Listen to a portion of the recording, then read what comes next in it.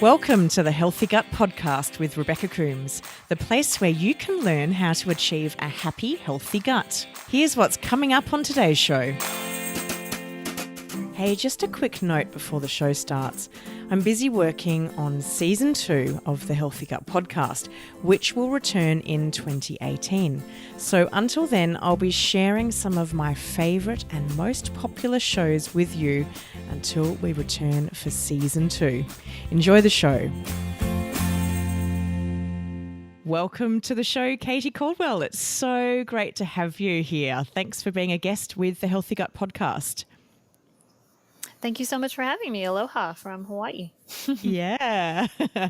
Hawaii is on my hit list of places to go. I've seen a lot of the world, and now Australia, we have direct flights to Hawaii, and I can't wait to get myself there one day. Just looks so beautiful.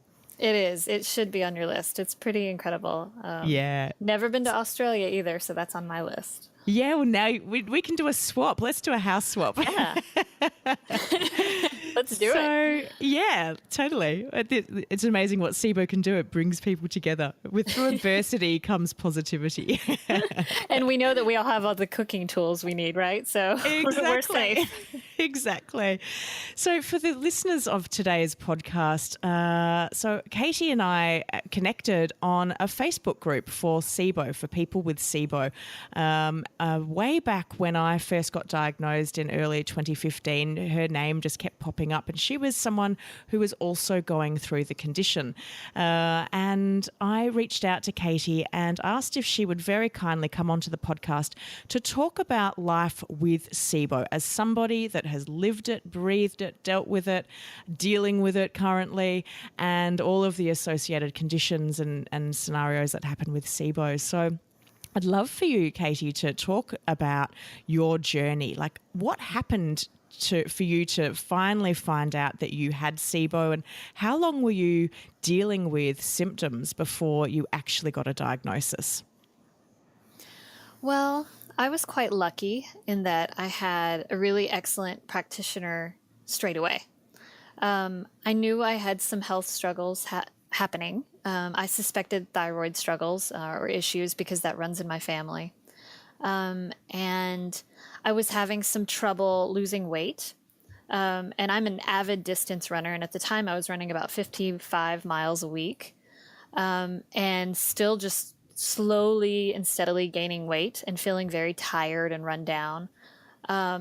So I'd seen a few doctors. They seemed very unconcerned when they ran thyroid panels.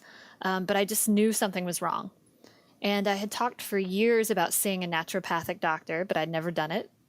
And after getting nowhere with standard Western docs, I finally, went online, went onto Yelp, and looked for the very best naturopath on the island of Oahu, where I live. And lo and behold, the top rated one was on my very block, where I live. And I thought, well, if that isn't a sign, I don't know what is. So I went to see her, and I just loved her immediately. She breezed into the room all dewy skinned and rosy cheeked, and just had this glow of someone that radiates health. And I remember thinking, make me like you. Totally.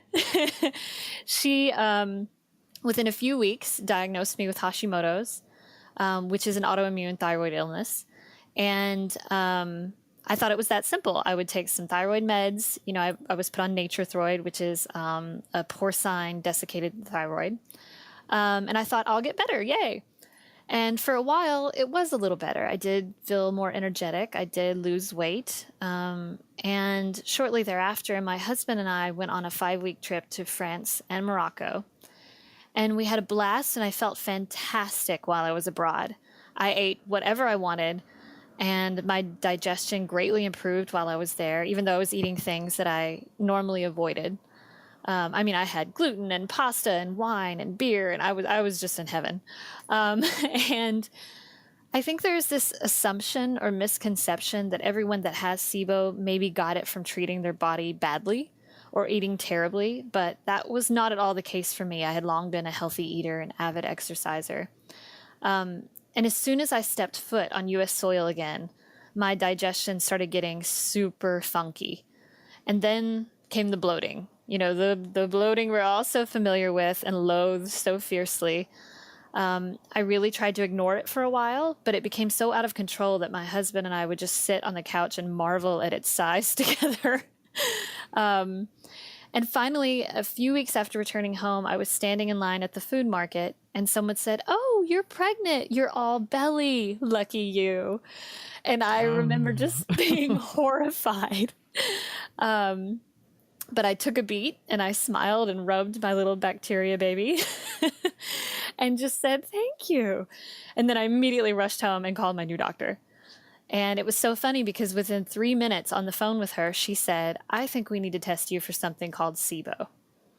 And that was that. So it's been very sad for me to watch people struggle to find a practitioner that even knew what SIBO was, let alone how to treat it, when I had someone within 3 minutes that heard the symptoms and was like, "I think this is SIBO." Hallelujah. Like, I'm so happy to hear that there is a positive story out there of finding a practitioner and getting a really quick diagnosis. That's, yay. Yeah, It's awesome. I think I am an anomaly, yes. Sadly, I think you are. And I know when I think about my own journey and years of countless and fruitless visits to doctors, and I had exactly the same thing where I have been congratulated by strangers for my pregnancy, and it's just my bacteria baby, just like yours.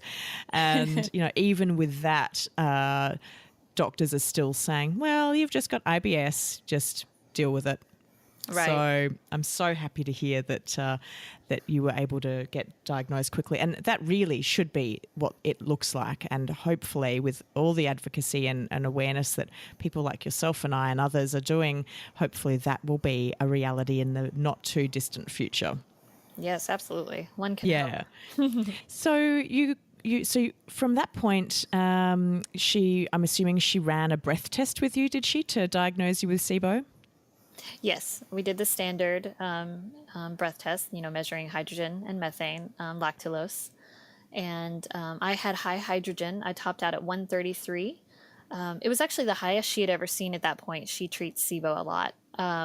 But since then, I've heard of people with numbers in the 300s and 400s through my blog, which is just insanity. I thought I had high numbers, but I've heard much higher since. And I was hydrogen dominant. I can't think of what my numbers were off the top of my head now, but they were pretty high. They kind of skyrocketed, and I remember my naturopath going, "Wow, you definitely got SIBO." Yep. It's there. So what did treatment look like for you, and how quickly did she get you onto a treatment protocol? Very quickly. As soon as we got the results back that day, she ordered Xifaxan. And I did the standard stuff that I think a lot of people do. I did 3 rounds of Xifaxan with a mountain of supplements, combined with acupuncture and some vagus nerve exercises. I did the SCD diet plus low FODMAPs strictly without a single cheat for 3 months straight. But in doing all of that, I did not notice a single bit of difference. I quite literally felt the exact same. So I went back to her and said that whatever this isn't working. We need to do something else. So then we switched to herbal antibiotics, and I took berberine, neem, and ADP, which is, the pill form of oregano oil, and did that for 2 months in super high doses, also combined with the SCD and low FODMAP diet. And again, no difference. I still had terrible diarrhea, was down to 97 pounds at that point. I'm 5'4", so that was quite small. Had horrible bloating and stomach pain pretty much every day. So in a moment of frustration, I went to see her again and said, "Let's just do the damn elemental. I've got to do something." And that was my last resort sort of option. But at that point, nothing else was working. So we talked through elemental diet options. Should I explain what the elemental is? It would be great for anyone that's listening that doesn't know or hasn't heard of it yet. Okay, so the elemental diet is an all-liquid diet that typically SIBOers partake in for 2 to 3 weeks, and it's designed to starve out the bacteria. So it's actually a pre-digested solution. It's kind of compared to breast milk in that way, in that your body stops digesting. It takes all the work out. for your body. And it just nourishes you. It keeps you alive while starving out the bacteria. So it can be quite effective. There are only 2 studies done on the elemental for SIBO specifically. And so they propose that this has an 80 to 85% success rate. With only 2 studies, I don't know how we can, concretely say that that's actually true. But in those 2 studies, those were the numbers. So those studies used a solution called Vivanex. There are multiple options now, like Absorb Plus or I'm going to forget the other names. I've seen, I think, about 5 elemental diet options now. But because the studies use Vivanex, my doctor and I talked it through, and we decided that that's the one we would go for. I just didn't want to get to the end of the elemental, this like incredibly difficult diet to follow through with, and think, what if I had done the one that was studied? If the numbers didn't come back pleasing to me. Yeah. So that's where we were, and I did it for 23 days, combined with a round of Xifaxan, which was 2 weeks. So I did that together. I just kind of wanted to hit it with everything I could find. And then the 3rd week, I followed up with herbal antibiotics again, along with the elemental. And with the elemental, you cannot eat anything. You cannot have tea. You cannot have coffee. It is just these liquid shakes that taste disgusting and smell horrible. I remember seeing your blog at the time when you were doing it, and there was a photo of you in a lecture theatre or something like that, and with your shake, with your elemental diet, talking about how everyone was giving you funny looks because they could smell this gross stuff that you were drinking. Oh yeah, my husband lovingly referred to it as the fart shake because it smelled like just rotten eggs. It's this terrible smell. Yeah. Completely wow, disgusting. I didn't realize. I mean, I haven't done the elemental diet, and I did try a sample of the new, it seems vastly improved flavored elemental at the SIBO Symposium in Portland this year, but I haven't tried the one that you did, and I'm glad that I haven't. If it's if it's really that bad, It's pretty bad. I do not want to sugarcoat it for anybody that's wanting to try it, but really, you do get used to it. It becomes normal. You just have this new normal you adjust to, and that's what it is. And the taste, I always say, is not the hardest part of the elemental. You get past that relatively quickly. In the first 4 or 5 days, you don't even struggle. You just chug those bad boys. yeah. So what was the hardest part? Was it just the physicality of not chewing, not eating food? I think so. You intuitively just want to eat. So the shakes are designed to fill you up, and they do. It's funny, if I started to feel hunger, I would have a shake, and when you eat a big meal, it almost takes a while for that meal to settle in, and it takes a while for you to feel full, which is why we're supposed to, as humans, eat slowly. But when I had 2 sips of the shake, it would hit my system so quickly, I would immediately start feeling satisfied. Wow, that's interesting. Yeah, it was very odd. And I became so accustomed to it that even after I finished the 23 days, I craved the shake. Like I had cravings for it. Wow. And can you imagine that you would have ever felt like that when you first took that very first sip of God, no. that disgusting tasting formula? Never. I wrote in my blog that I remember waking up the first morning and I was almost like stupidly excited to try it. Like I was almost a little giddy, like, okay, I'm going to do this new diet and this is going to work. And I remember taking my first sip and just being like, oh my God, what have I done? This is so disgusting. You stupid, stupid girl. Yeah, I can imagine. And how did you manage, because I know there's a lot of people thinking, should I do the elemental diet? Maybe that's the next step. They've tried several rounds of antibiotics. They've perhaps tried some herbs as well, and nothing's working. And so they're now looking down the barrel of the elemental diet. How did you manage life whilst dealing with having to not eat and drink this solution instead? It's funny. I bet my answer would be different if we were talking at that time versus now. It's like repression theory. You repress the bad parts. So looking back, it seems like it wasn't that bad. It was fine. It went relatively quickly. I mean, I worked, I ran, I did my normal things. But of course, in the middle of it, it was a lot harder than that. So My memory of it is probably quite fuzzy, but I do notice that I seem to have an easier time than a lot of other people do. And I'm not sure why that is. Maybe that's formula based. I have done little mini elementals with like Absorb Plus, and I do feel much hungrier on that solution. So there's something about the makeup of that elemental that doesn't fill me up the same way. And when you're hungry, you're grumpy and you're tired and you're lethargic. So it really does affect your life. But since I never felt super hungry, even though I wanted to eat and smells really bothered me, I wasn't super grumpy.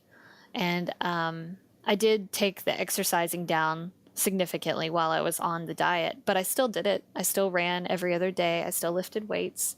I worked full time. I slept great. That was one of the added benefits. As a person that struggles with sleep issues, I was out cold by 9:30 or 10 every night, which is very rare for me. So I did not struggle as hard as some others that I've seen. Some others have terrible stomach pain. They have terrible die-off symptoms. I had no die-off symptoms. I think I had maybe a slight headache the first few days, and that was it. But it was very mild. I remember thinking, oh my gosh, I have no die-off symptoms. Nothing is dying. Like something is wrong. This isn't working. But it ultimately did work. So I was just one of those strange people, I guess, that didn't experience those things. And that's great that you didn't deal with die-off, because some people can be horrendously unwell with their die-off symptoms. Yes. No, I got die-off for probably about a week and a half, and I felt like I was coming down with the flu. I felt achy and like my fingers hurt, like every joint in my body hurt. I was really foul-mooded and just pretty cross and angry with the world, and my stomach and my digestive system was just in a horrible state. And I was thinking, I'm worse than I was before I started this stupid program. Like, how am I getting better? This is not better. This is worse. Right. And my die-off symptoms weren't that bad in comparison to others. So, hallelujah for you not having to deal with horrible die-off. Yeah, it was lucky. I don't know why that is. I still don't really know, because so many people seem to report die-off symptoms. I did have some moments where I was tired. That happened, low energy. Or I always try to tell people, if they're going to do the elemental, to make sure to drink enough shakes. I think some people try not to for some reason. So one thing I did was, if I was even slightly hungry, I would make myself a shake, because that really staved off getting to that point where you get really grumpy and really feeling really lethargic and hungry, hangry, as they call it. Yeah. Yeah, and I remember Dr. Alison Seebecker at the SIBO symposium talking about one of the practitioners there raised the question of, what do you do with your patients who lose excessive amounts of weight when they're doing the elemental diet? And I remember Dr. Seebecker saying, if it's done correctly, you won't lose significant amounts of weight, because you actually get all of the nutrients that you need. What generally happens, though, is that people avoid drinking the shake. So they're basically going into starvation, and that's why they're losing a lot of weight. How were the scales for you after 3 weeks of the elemental? Like, did you notice a difference in your weight? Was there much of a drop, or did you stay about the same? It wasn't too bad. I do tend to agree with what she said. And I think sometimes I think that's why people experience such rough symptoms with the elemental. They're just not eating, quote unquote, eating enough. So I lost about 6 pounds total, which really isn't much. And I was quite small, so that was a little bit of a concern. But my doctor assured me, I've seen people do this. As soon as you start eating again, you're going to gain it back. And that's exactly what happened. So I did lose 6 pounds that I did not need to lose. But I would say within 3 weeks, it had come right back on. So that wasn't such a concern for me. And I try to ease people's fears where that is concerned. Wonderful. And so you got through the elemental diet and you hadn't lost too much weight, and you'd been able to somehow bear the taste of the shakes. What happened then with your SIBO and your symptoms? How did you feel at the end of it? I felt pretty great. In fact, I did the 2 extra days because I was feeling so good and I had enough shakes to keep going. So I did a breath test and then continued on for a couple of days. Got the negative test back through a little mini party in my doctor's office. I about kissed her on the lips, actually. And then slowly introduced food back in, starting with broth and chicken and like moist meats like turkey, and then pureed vegetables, things like that. And then I had decided while I was on the elemental and had done lots of research to completely abandon SCD and low FODMAP. It was not working for me at all. It made me feel angry and deprived. So I had learned of the fast track diet from a friend and decided that that's the route I was going to go. So immediately started on the fast track diet after the elemental. I still had some issues. The bloating never went away. Through the elemental, it never went like completely. It did lessen. It was smaller, but it never completely went away. So that worried me as well during the elemental because I thought, why am I so bloated? I mean, there's clearly still something making me, distended. So that persisted, unfortunately. But my digestion symptoms, as soon as I started eating again, my stools were better. No more diarrhea, no more stomach pain. I remember eating out for the first time, like 2 weeks after the elemental, and just feeling like a queen. So I really felt quite good afterward. But that was super short-lived. Right. Because I had other issues. He took a look and said, oh, we definitely need to take this out. So we arranged for surgery to have my left ovary and the tumor removed. And at this point, there was no way to biopsy it. So cancer wasn't even a concern on my mind. It really wasn't. I really just thought, oh, I have this history of PCOS. They're just going to remove this weird mass and everything's going to be fine. I wasn't remotely worried. And they took it out. It was laparoscopic. The surgery was easy peasy. I mean, my recovery was a breeze. And that was my first experience with surgery. I've never even had like a broken bone. So it wasn't until a week later when they got the biopsy report that they found that it indeed was ovarian cancer. And the tumor was huge. It was the size of a deflated football, American football. Wow. So Gosh. that was what was causing so much of the bloating, and it was pushing on my bladder, which caused the frequent urination, and then it was pushing on my spine, which was causing the back pain. So as soon as they took that out, the back pain was completely gone. My bloating was significantly decreased. I mean, it was like somebody just deflated a balloon in my stomach. It was very strange. And obviously dealing with a cancer diagnosis isn't what I thought I was going in for. But it was almost a relief to know that they caught it early. We were able to get it out. And that maybe I was sort of on this path to actually healing now. Because it kind of felt like, okay, this is the big mama diagnosis. Yeah. So it's not gonna continue after this. This is it. So yeah. And the big C, the big cancer fear is so real, especially for those of us that have had chronic illness, chronic conditions. SIBO is so rarely in isolation, and there's such a big correlation, particularly with women. And so you've been through the absolute ringer with your health. Was that the end of your health journey, or has there been more since dealing with ovarian cancer? It wasn't the end. I mean, after the diagnosis and the surgery, we did want to keep going with treatment. So I had the option of chemo, but the type of chemo, so the type of cancer I had was called granulosa cell, and it's quite rare. It's less than 3% of the population. So because of that, there's only really one standard chemo they use for it, and it is quite toxic. I mean, it's one of the harshest chemos you can take. And since I was such an early stage, I really did not want to blast my body with that kind of poison. And I really respect anybody's decision to take chemo or not, but this was just mine at that point. And because of this particular cancer, there have been lots of studies surrounding high dose vitamin C treatments for granulosa cell having really good results, even better than chemo. So because of that, my ND and I decided to do what they call natural chemo, which is high dose vitamin C. It's about 50 grams, and it's just like a chemo in that it's a drip process. So you go to the doctor and you snuggle up in a blanket, and they give you this freezing cold drip in your arm for a few hours, and you do that twice a week. So I did that for about 24 weeks. So that was just sort of an extra thing we wanted to do to combat what was happening in my body and to help kill any remaining cancer cells that they weren't able to extract from the surgery.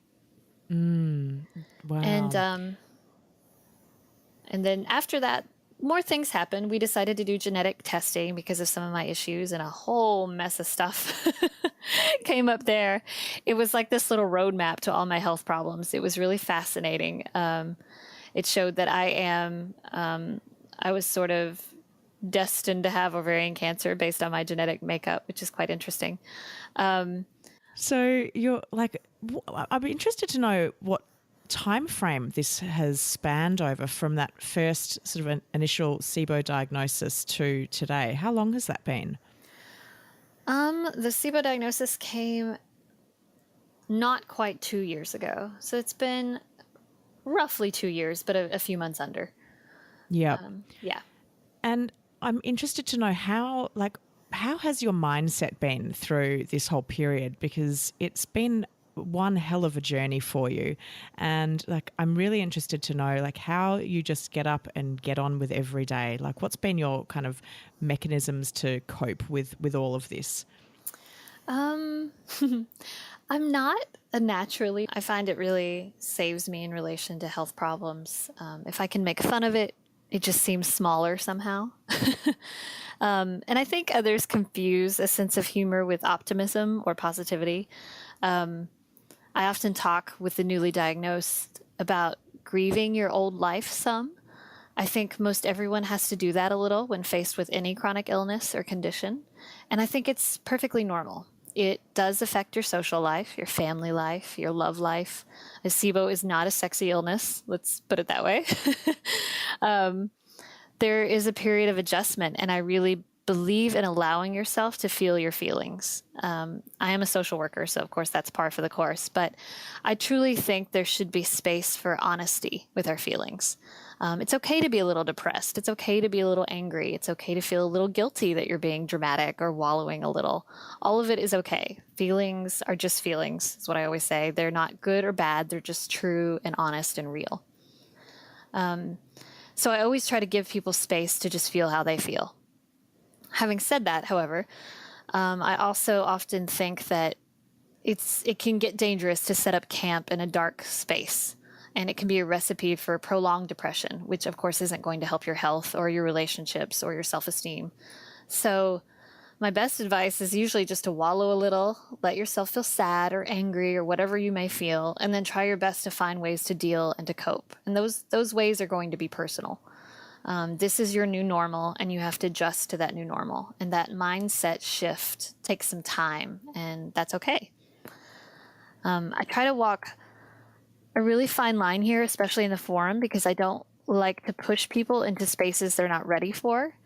Meaning, if someone is very depressed about their SIBO, I don't want to belittle that depression or make them feel silly for it. But there were times when I, too, found it, depressing. So I remember that feeling.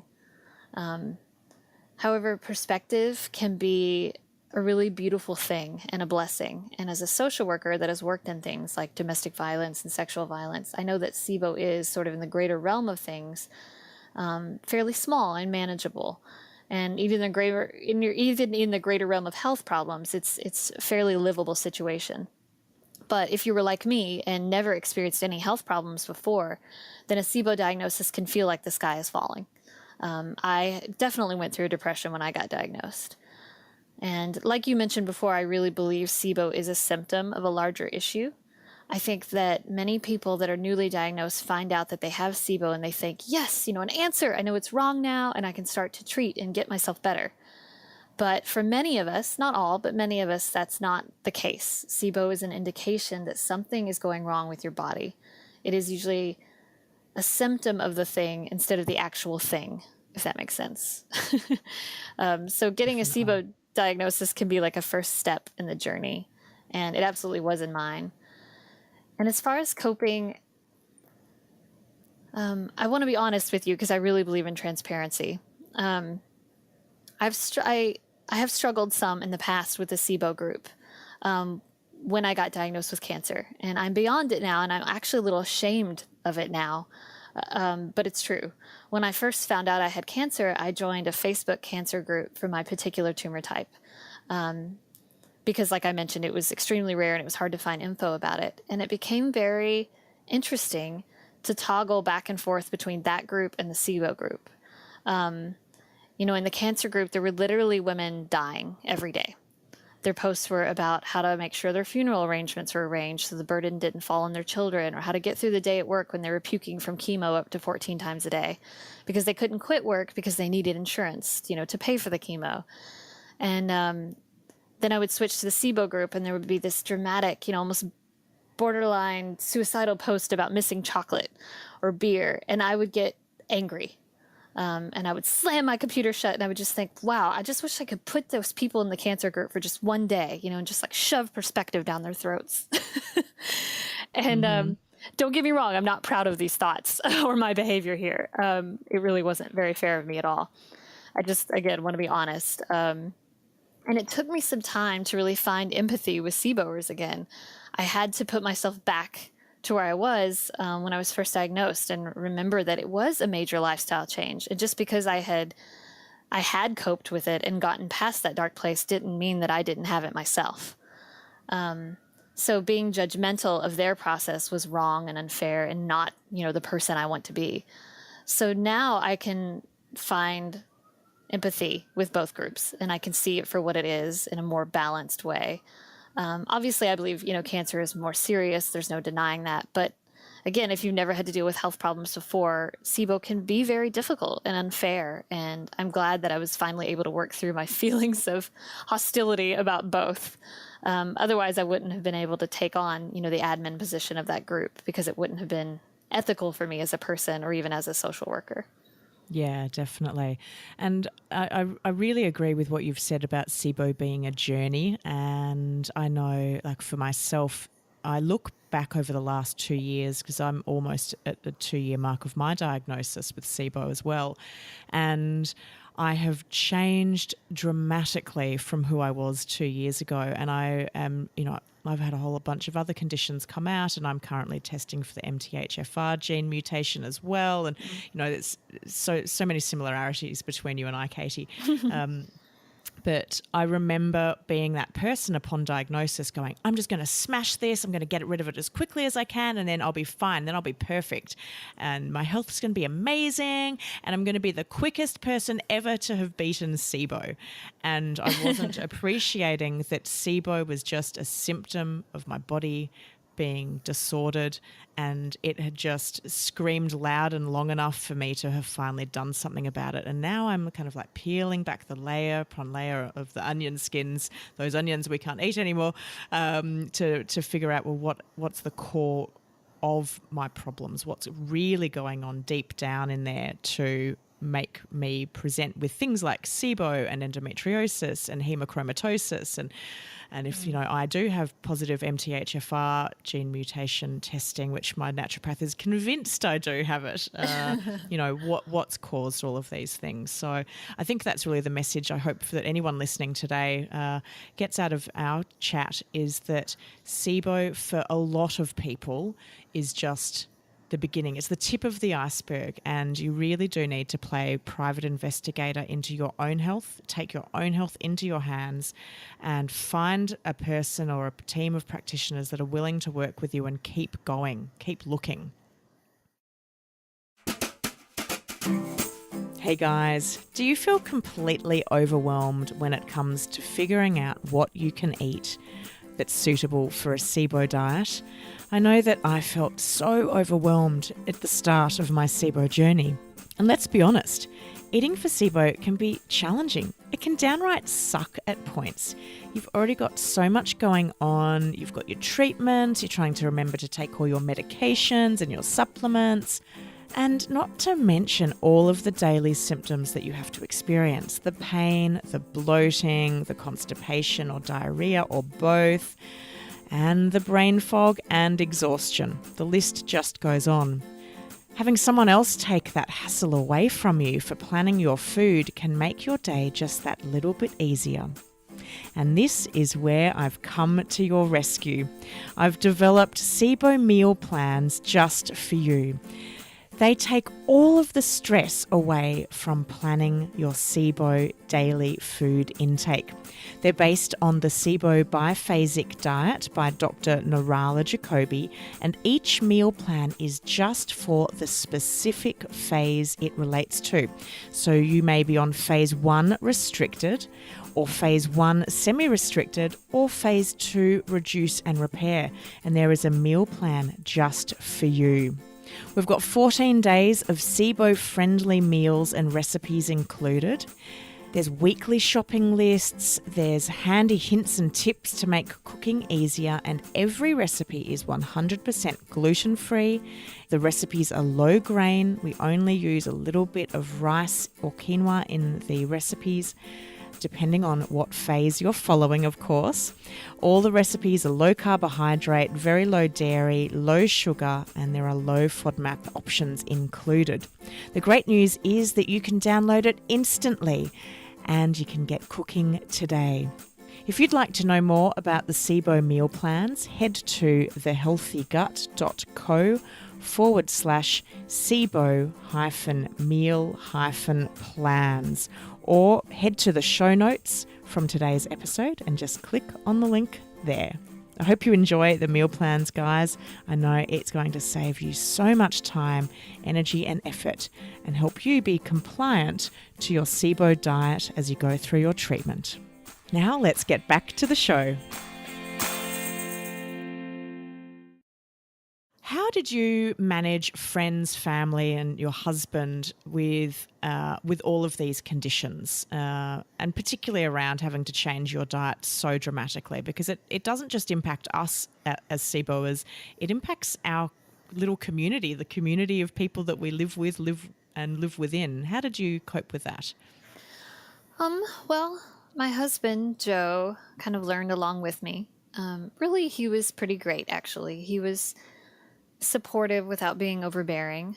He let me try my crazy diets, even though I know he had some strong opinions about them. He very intelligently kept those to himself. He hugged me when I was frustrated. You know, he didn't say a word when large doctor bills came in, and took care of me after surgery and eats bland foods with me. But he got tired of it too. He got tired of me always talking about my health. You do tend to get a little obsessed at first, I think, which is a totally normal reaction. And for a while, it was all I thought about, and that got very burdensome for him. And I finally recognized that, and I really do understand it. I've been a caretaker for someone else that was ill, and there is something called caretaker's fatigue, where there's just only so much empathy you can muster when a person's world is all about illness. I recognized he was struggling, and I began to readjust, and I learned how to stop making my illness my world, which ultimately was healthier for me and my relationships. And as for others, my friends don't still entirely get it, but I don't really expect them to. Once I turned that corner of not allowing the illness to rule me, things really did improve as far as my relationships were concerned. Even while on the elemental diet, I made decisions to go to things like birthday parties at restaurants with my stupid stinky shake while my friends ate and drank. And yes, it was hard and a little awkward, but it did help me to be out with them. And I think it helped them to see also what I was dealing with firsthand.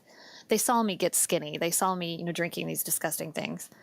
My sisters were pretty supportive. My oldest sister especially, she has severe ulcerative colitis, which is a hugely damaging and painful digestive illness, far more dangerous than SIBO. But she listened to me whine anyway and was sweet and supportive, even though she probably wanted to throw some perspective at me sometimes because her health problems were so much more severe, especially at first, than mine were. But I think I've been pretty lucky with the support system. But it also helps That's to, wonderful. yeah, it is. And it does help to have some sort of understanding that it is hard for others, that they are going to get tired of listening to it. I think having empathy for people in those situations, that you can think to yourself, yes, it's hard for me, and it is hard for the patient. But it's no fun to be around someone that's complaining all the time or that is whining because they want cheese or beer or whatever it is you're craving. So it can really help to, yeah, I think keep some sensitivity toward your loved ones in this situation too. Definitely. And it's so hard at the time when you're going through it, when you're in the midst of it and it's new and you just feel like, throwing a tantrum going, why me? Why is this happening to Yes. me? It's not fair. No one else is dealing with this. And I think we can become quite annoying and painful. And I know with my own partner, and actually I'm kind of trying to convince him to do a podcast episode with me so that we can talk about the SIBO journey from the partner's perspective. But he's incredibly private and I've still got some work to do to convince him on doing that. But I really think it's important that us SIBOers pause and think about the impact that our condition is having on other people. And I know I did not think about my partner at all during the early days of my SIBO, and I would have been a right pain in the backside because I was just 100% focused on me. I couldn't look outside. I couldn't look external to my internal gut problems, and I must have been a nightmare.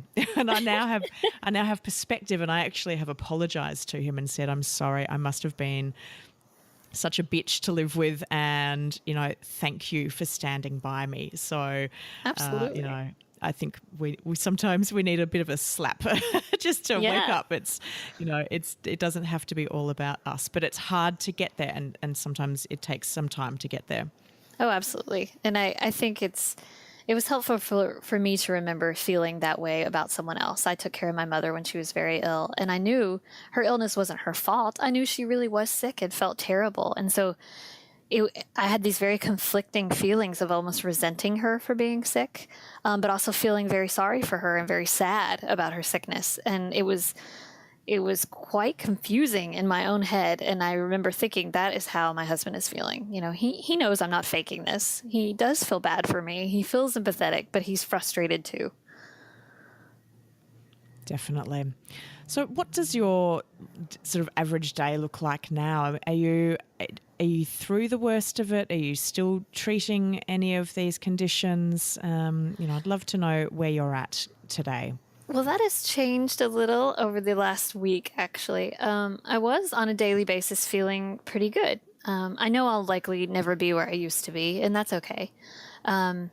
Even with SIBO gone, I'm really prone to some digestive distress. Some bloating, even though it's not anywhere where it used to be. So I would have some bloating on occasion, occasionally some loose stools or some fatigue issues, but I stick to the fast track diet for the most part. But I am able to cheat a few times a week with almost whatever I want without too much trouble. However, as you saw, I'm sure, I just traveled to Guam. I love traveling more than anything, and got food poisoning. And we with SIBO are very susceptible to food poisoning. And I really tried to do everything I could to stave it off because I did know it was a possibility, but it really got me. And I fear it's really set me back quite a bit. It really did a number on my system. And ever since I've come home, I have not been the same. And I don't know the extent of it yet. I haven't had a test. I'm going to do some stool tests and make sure it's not a parasite or an amoeba. And I'm just sort of waiting to see if my system calms down. But I am having some symptoms again. So it's possible it caused a relapse. It's possible everything will die down and I'll be okay. But just sort of, I'm in limbo a little bit with it right now. And I'm an avid traveller like you are, and one of the things that I've been really conscious of, I haven't. I went to Europe as soon as I got my all clear diagnosis with SIBO. And a bit like you, when I was in France, I ate and drank. I drank wine and ate bread and I had croissants and I literally had a gluten gorge. Yeah. But I was able to survive it. But I haven't left Australia since then.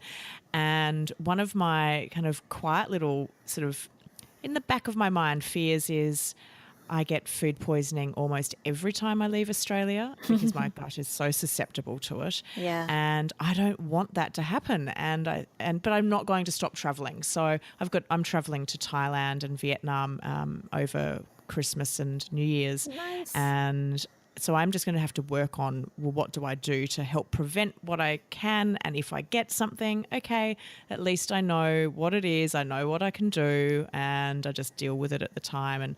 And I like the comments that you made on the Facebook group recently around you're not going to let SIBO or a disordered digestive system stop you from living your life, and that you love to travel. And I think that it's really important that we do the things we love because it's life. We should live how we want to live and just manage the conditions as we need to.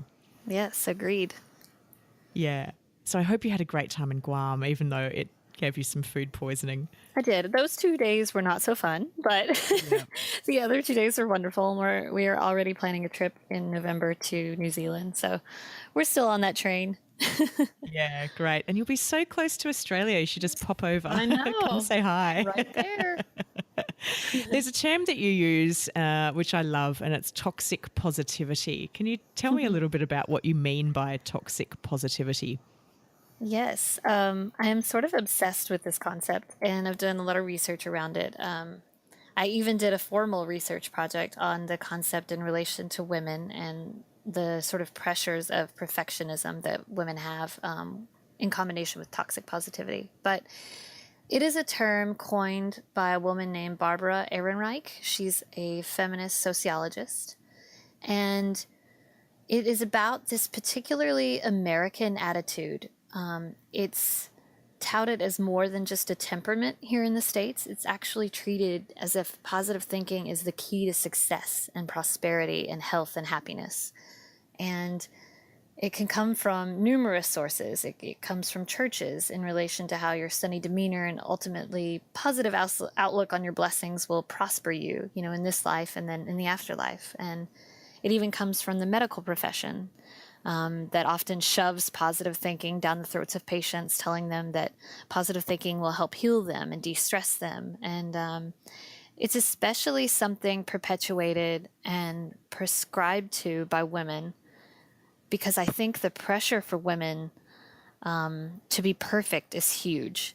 We're supposed to be the perfect spouse, the perfect mother, the perfect sister, all while looking eternally thin and beautiful and ageless and healthy. And we're not supposed to be too aggressive because we'll be labeled a bitch. Or we're not supposed to be too mousy because we're a pushover. And, we're not supposed to be too sexual, but we're not supposed to be too prudish. And we're not supposed to be emotional because we'll be seen as premenstrual or overly dramatic. But we're also supposed to be simultaneously ever nurturing, which of course requires emotions. So the list of expectations and contradictions for women is sort of endless. So this idea of positivity, or the glossing over of emotions to put on a show of happiness for others, is especially, I think, a problem for women and for Americans, or maybe even just Westerners in general.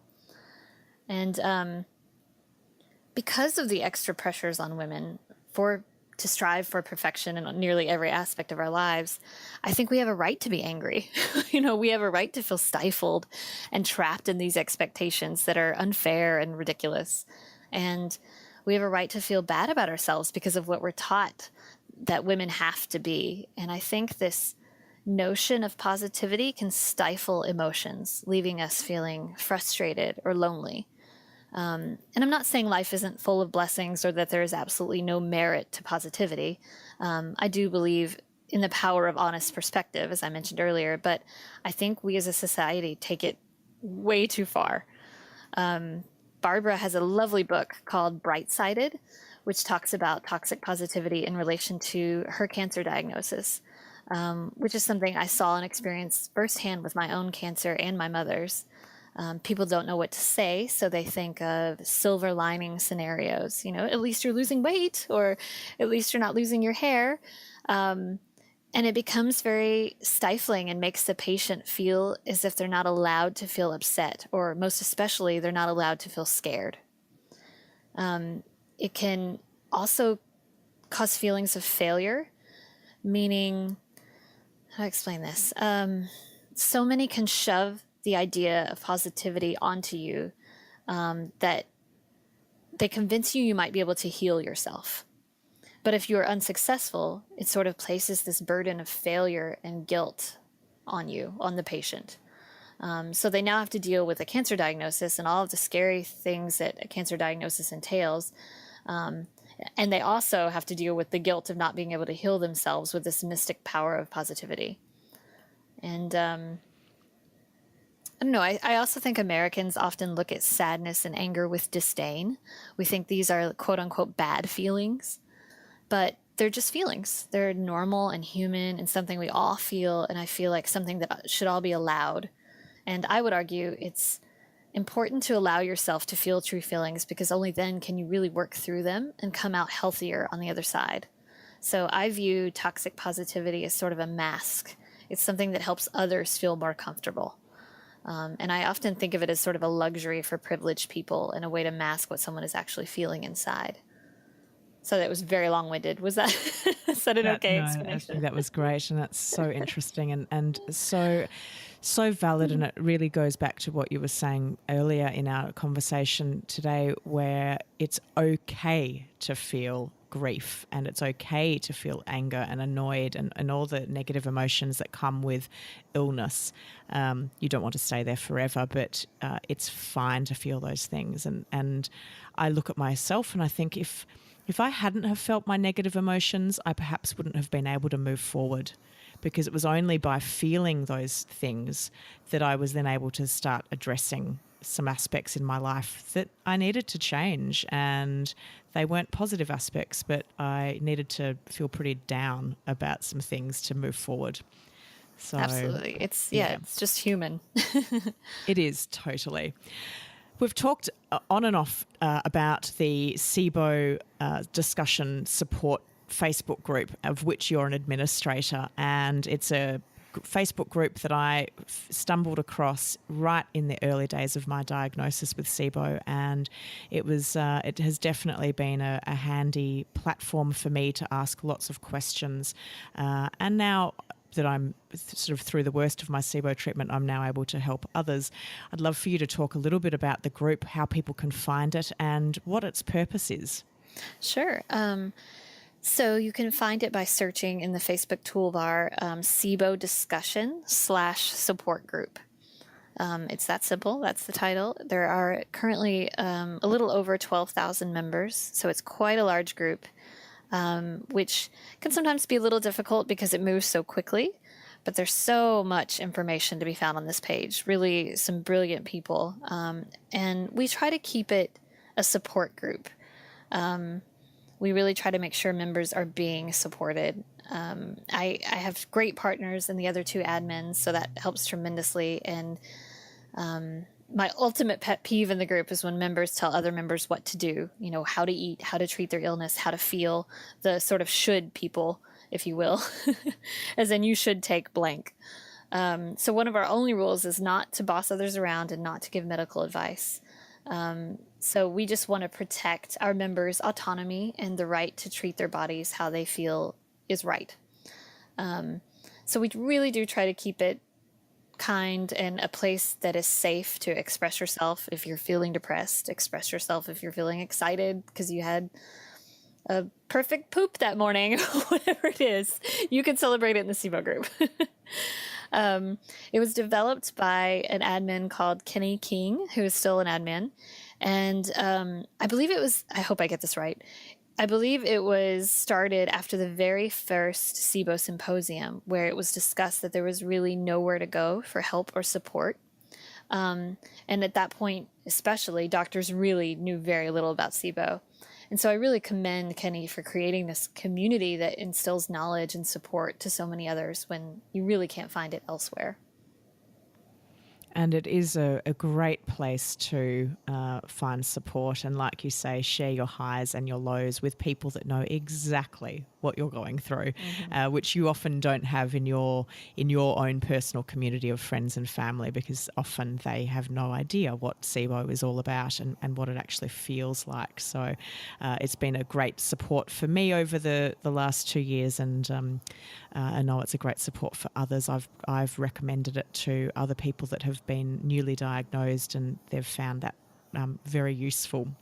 And you can dip in and dip out as much as you need to. So it's there if you need it. And if you don't need it, you don't have to be in it. It's been wonderful chatting to you today, Katie, and you've just given such a great insight and perspective in terms of the journey of the person with SIBO. You've got a wonderful blog. I love your blog. It's really great reading. Where is it? How can people find it? And how can people connect with you if they'd like to?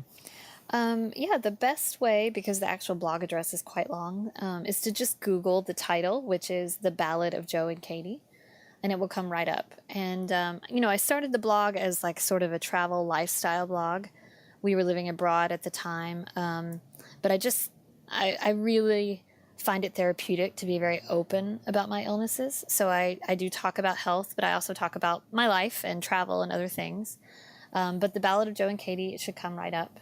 It sorely needs to be updated, though. I have this bad habit of only writing when I feel inspired, which hasn't happened in a while. So I'll try to get another post up there for you guys. Also, a lot of people find the blog and they try to add me on Facebook, which I mean no disrespect to anyone, and I feel really flattered that you feel like you know me through the blog and you want to connect with me, which is wonderful. But I do try to keep my Facebook fairly private. But you can absolutely follow me on Instagram, where I post everything from silly cat videos to recipes for SIBO. And you can find me under my username there at Katie, K-A-T-I-E-M, as in Marie, Caldwell. So Katie M. Caldwell. Or on Snapchat, where I get even more honest. Snapchat is really good for that because it's temporary, so that, it just shows these little glimpses of your daily life. And my name there is Katie Marie, spelled out. And then CQLD. So Katie Marie CQLD. And there Wonderful. I just talk about my life and food and travels and my cat and whatever. And I've put all those links in the show notes below so that people can just easily find them and click on them and go and add you. Now, I would love to know if you've got any advice for somebody with SIBO and what that would be.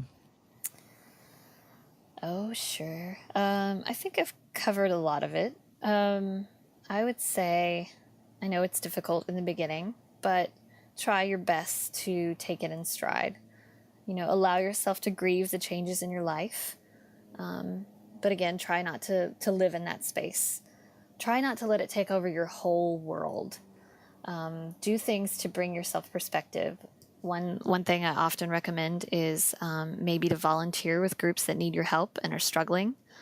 For example, that really helps me with that perspective piece, because we are human and humans are egocentric. We are self-absorbed species.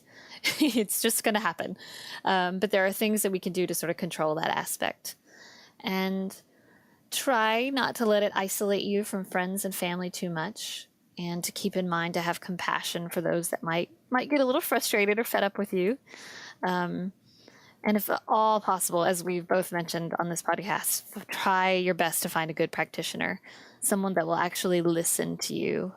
Women are notoriously dismissed by doctors and belittled and made to feel like it's all in our heads. And this is not my opinion. There's a ton of research to back up that statement.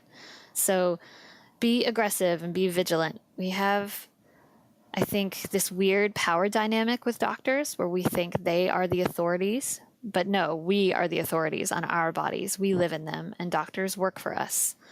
So if you expect one is not listening to you, either try and speak up and address it or just move on, because you really deserve to be heard. And lastly, I guess this may sound a little cheesy or silly, but try to get outside. There is just something so truly healing about nature. Even if you're feeling terrible and all you can manage is to sit under a tree and read a book or a little walk, I feel like trying to get some nature in your world can really just help you feel more grounded. and more grateful. I agree totally. And you never feel worse after getting some fresh air. So Exactly. getting outside is just so therapeutic, I think. Katie, it has been such a joy to have you on the podcast and listening to your story as your own journey of health and discovery around, your own conditions and moving through them. And I know that will help others on their own journey. It's been a pleasure to have you on the show. Thanks so much for joining us on the Healthy Gut podcast today. Thank you for having me. I enjoyed it. And yeah. I really appreciate what you're trying to do and getting some stuff out to the community that we sorely need. Yeah. Well, my purpose, it's funny, as hellish as my initial SIBO diagnosis seemed in the very early days, now I feel like I've uncovered the purpose as to why I was put on this planet, and that is to help others through their journey with SIBO and broader health issues, and to really make some noise so that we are heard and we're not kept in the dark around these often quite painful and debilitating conditions, and we can become our own advocates for our own better health. So I just love what I do now, and having the opportunity to connect with people just like yourself, to share stories. It's just an absolute honour, and I feel very privileged to be able to do that these days. So, as weird as it is, thanks SIBO for coming into my world. None of this would have happened without it. Never thought you'd be thanking SIBO, did you? I know, but it's funny, and I have met people. I now have people in my life that I would never have met if it wasn't for SIBO. So I'm actually thankful for SIBO because it has changed my life, and for the better. And even though I'm so much more aware of medical conditions that I now have, I have a whole gamut of medical conditions that I was blissfully ignorant about before. I feel so much better for it. So, I see it as a positive. I'm not dwelling on the negatives of what SIBO's done for me. I could beat my fists against the wall every day and think it's not fair. But now I decide to go with what life has dealt with me and make the most of it. So, yeah. Well, I'm so glad you have that perspective. And for those of you that don't have that perspective, it's okay. Yeah, exactly. It's okay. You absolutely don't have to be there. Yeah. Exactly. And I definitely wasn't 2 years ago. I was feeling pretty glum. Yeah. It's the journey. It's that journey that you go on. And it's amazing, like you said earlier, the perspective that you get as you progress through your journey, and where you I would never have thought that I would be a podcast host talking about my own health and others 2 years ago. So life's funny. Yes, it is. It is. So yeah, thanks again, and we've really enjoyed having you on the show. Thank you so much.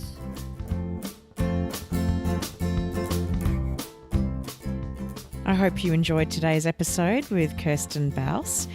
If you would like to see the show notes from today's episode or get any of the links that were mentioned in the show, simply head to thehealthygut.co/mindset podcast, and there you will get all of the show notes. Now, I love hearing your feedback, so don't forget to leave a rating and review in iTunes or the app you use to listen to this podcast. And if you think that this episode might have been useful for someone you know, such as a friend or family member, simply share it with them and let me know what they think. You can drop me an email at info@thehealthygut.co.